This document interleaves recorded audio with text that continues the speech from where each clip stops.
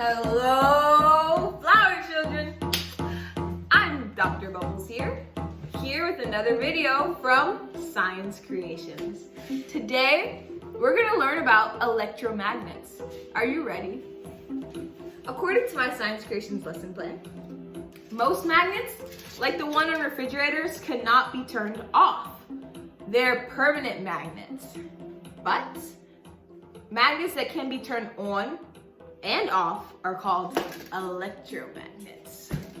Now, today we're gonna learn how to build our own magnet. Are you ready? Okay.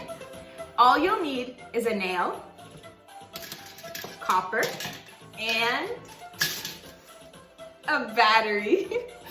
Okay, so all you need to have is your copper wrapped around your nail very carefully. Please use parental supervision. And all you have to do is attach one end of the copper to the other end of the battery and vice versa. Now, I'm gonna show you something cool.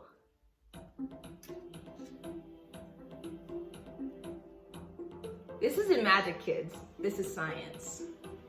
This is electromagnetism. Try it at home today.